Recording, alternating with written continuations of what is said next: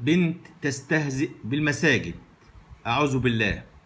كل يوم في السعودية يخرج علينا أحد الشباب أو إحدى الفتيات للاستهزاء بإحدى الشعائر الدينية دون رادع أو عقاب.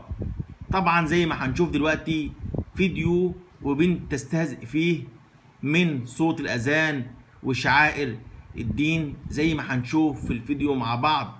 بس كان أفضل ردين أنا شفتهم على هذه الفتاة، إحدى المغردات قالت: أصبح الاستهزاء بالدين والعقيدة من أجل الشهرة، لا حول ولا قوة إلا بالله، اللهم لا تؤاخذنا بما فعل السفهاء منا.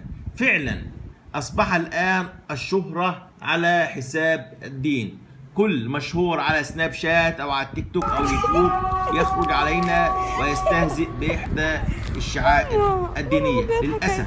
وكان الرد الثاني: إنها حرب طويلة ومتعبة يا أصدقاء، فاحرصوا على دينكم ومبادئكم منها.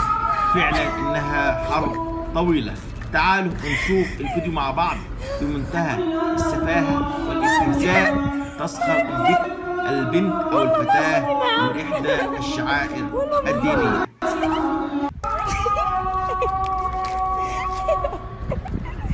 ماما والله مو قاعد أضحك عليه.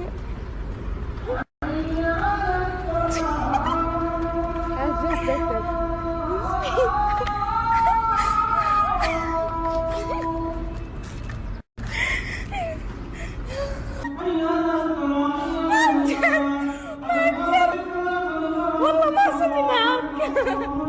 والله ما صلي. والله ما صلي معاه. قفة ذاك الكوب عشان لا يخلص.